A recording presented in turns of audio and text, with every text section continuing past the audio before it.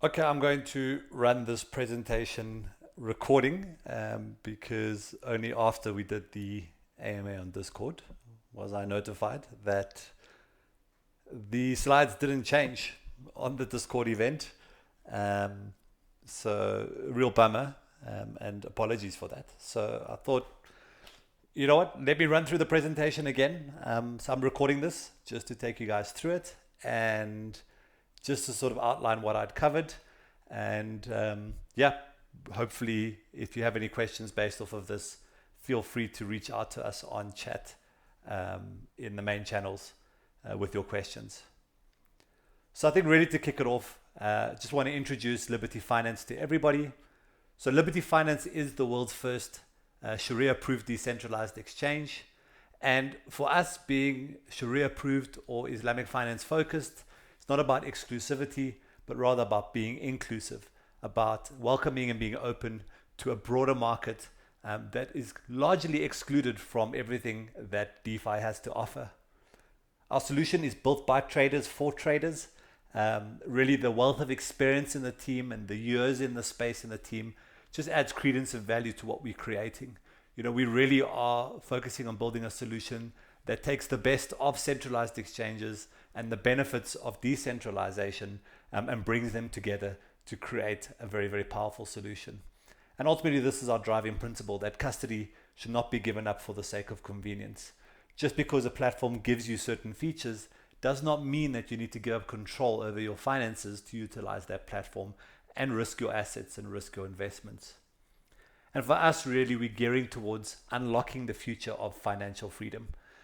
It's really important that we enable more people and the global sort of populace the ability to access DeFi fully and to access, you know, the wonderful world of crypto that we've all come to really get involved in and enjoy. So really what makes up Liberty Finance? Well, really we look at it from a why now perspective and why the Islamic focus. To put into perspective, the Islamic finance industry as of 2019 had a total asset under management of around $3.75 trillion. And it's expected to reach 5.5 trillion by the year 2025 or by next year. And that's really, really exciting. And if we had to mirror sort of proportionally traditional markets during the last cycle and the current cycle, this would sort of give us a serviceable market just in the DeFi space of around 9.6 billion. And beyond this, you know, in what we've created from a DeFi perspective, we are also now seeing that existing Islamic financial institutions still rely on really slow and inefficient technology to facilitate their financing solutions. And really, what we're able to achieve with our protocol is reduce a lot of these transactions that these traditional institutions are doing from days down to minutes. And I think really existing decentralized exchanges have this massive sort of barrier to entry when it comes to Web2 users. And our focus is a lot on custom experience as well as user experience to ensure adoption. So when we look at our DeFi solution, we look at the three pillars that make up Libfi from a DeFi perspective. So the first being it's a decentralized trading exchange. And we're really bringing in all the tools and advanced trading tools that you've come to sort of love and know on centralized exchanges, things like portfolio management, limit orders, stop orders, trading stops. You know, for us, it's not just about, you know, bringing those features in a sort of centralized way. We've, you know, figured out a way to do limit orders and stop orders using existing AMM LPs, and really excited to be testing that out on the Arbitrum train, you know, fairly, fairly soon. I think the other side of it is that the asset due diligence and verification that we were doing. So because we really are trying to be, you know, a ethical and transparent financial platform, the assets that we load onto the decentralized exchange will undergo scrutiny from our Sharia team and Sharia board. And really what this means for you as a user is that you have this ability now to know that assets that you choose to invest in or trade in really do exist and have a real product behind them and a real team behind them, and they've been vetted and they've had like a lot of detail go through them, you know, to make sure that they are compliant with Sharia principles, but also that they are saying that is relevant and real, and that has an actual something behind it, which is largely missed in a lot of projects that exist currently in this space. We're also focusing on being a decentralized marketplace, and for us, creating almost attractive lending solutions, and we kind of terming it the Islamic Ave as a sort of code name, but really this ability for users to come in and make use of a lending or financing protocol that is compliant with Islamic finance. And it was building this protocol that really led us to creating the TradeFi solution that I'll talk to in a moment. And I think lastly, the pillar around education for us is really important. Both myself and Chris, co-founders of Libfi Finance, or some of the co-founding team, are really passionate about education and really passionate about trader education and education in the space of things like security, in terms of investment, how to trade effectively, and those sort of things. And for us, education is key, and really it's a key part of ensuring the success of our platform.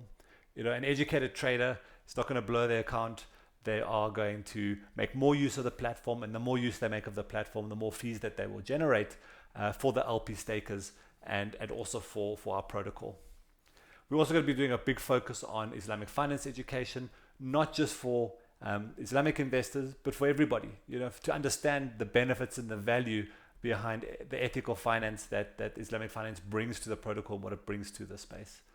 And then also a big focus on trading community and having that ability to work with like-minded individuals and to share ideas and to share sort of your approaches and to learn from one another is going to be really, really key. So when we look at our financial solution, we're terming it Islamic financing as a service. And really what IFAS allows us to achieve is by using private chain technology, we can facilitate something called a deferred commodity-based lending model, or also known as a commodity murabaha.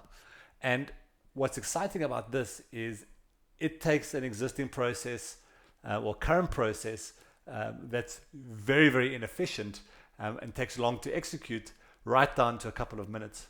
And also it's not restricted by size. What we've seen in a lot of the discussions that we've had with financial institutions is their current commodity, deferred commodity purchasing models require them to place sizable orders with commodity exchanges to facilitate these transactions. Our engine would allow you to facilitate the transaction for as little as $1,000, right up to currently our commodity liquidity is sitting close to around 2.7, 2.8 billion in terms of transaction size. And specifically, this is a $2.7 trillion market in terms of what's currently being lent and what's currently being managed in the space. I think then utilizing our bridge technology, we'll then be able to enable the DeFi component, which really would be a first of its kind.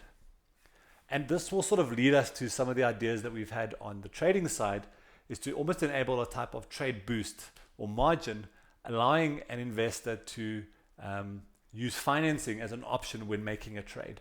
And that's going to be really, really exciting for a lot of people that haven't had access to these sort of tools and these sort of capabilities before.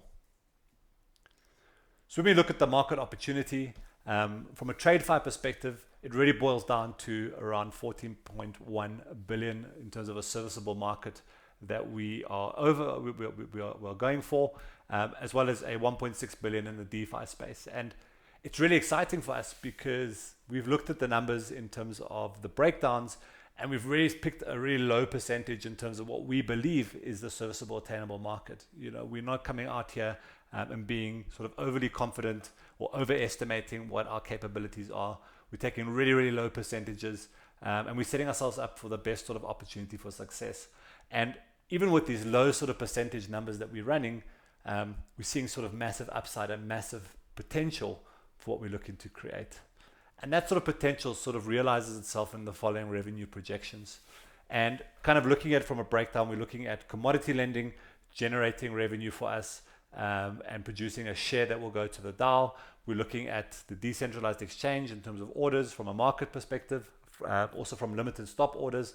And ultimately then, we're looking at, quarter on quarter profits growing from around 2 million, right up to 3.5 and beyond as the quarters sort of roll out into the remaining part of this year and into next year.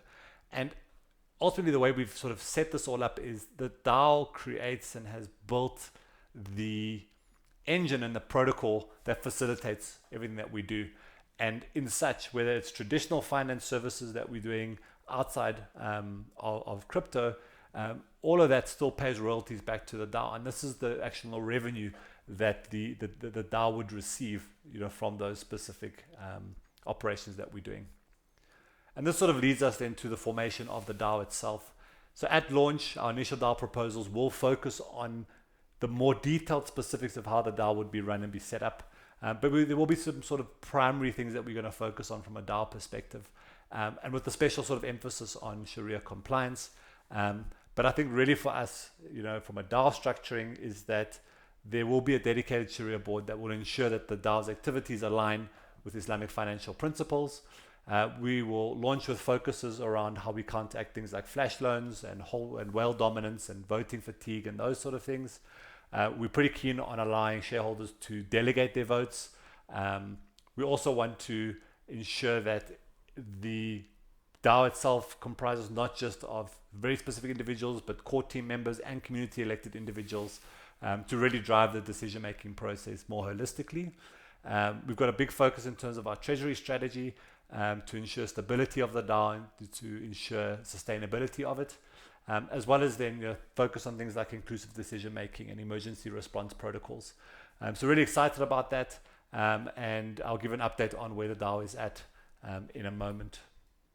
And ultimately, the DAO would then receive the revenue generated by both the decentralized exchange and the TradeFi activities, and this revenue would then be distributed by the DAO to the Amana Vaults. And our Amana Vaults is really our vision to allow all our users in our ecosystem to earn more rewards beyond just staking into LPs.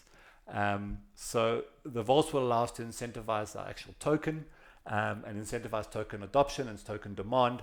And really by staking into the vaults, users will be able to share in all the platform revenue, so both from DeFi and TradeFi. And this is really, really exciting because this revenue will be paid back and paid out in real yield. So we'll be sort of making that available, to our stakers. And I think for me, that really sort of sets the tone for what it is that we're trying to achieve under Libfi.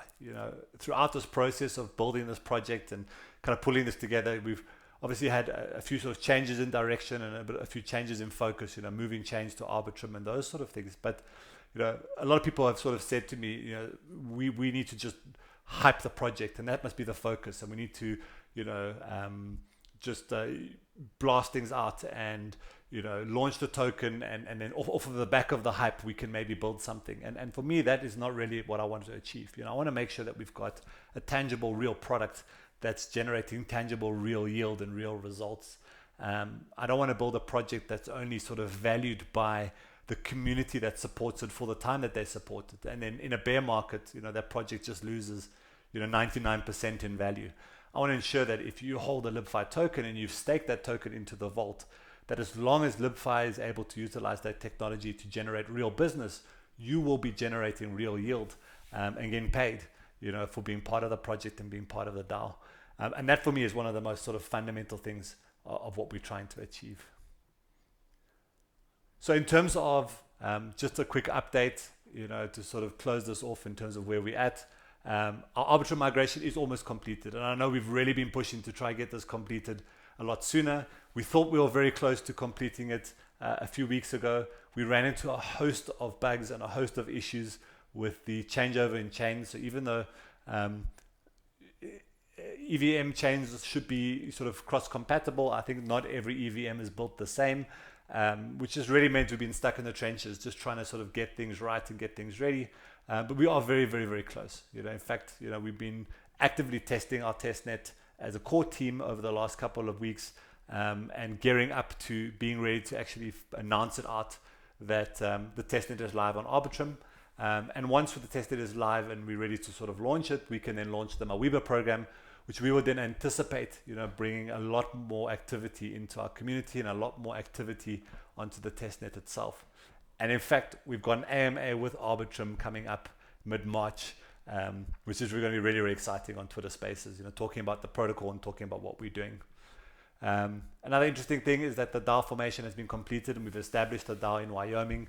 This just adds more credence to the project. It also enables, investors to be in the protocol and in what we're doing as we continue to raise funding, just to feel a lot more confident, in terms of how we've been structured and set up. And really that's been quite an important milestone for us to achieve.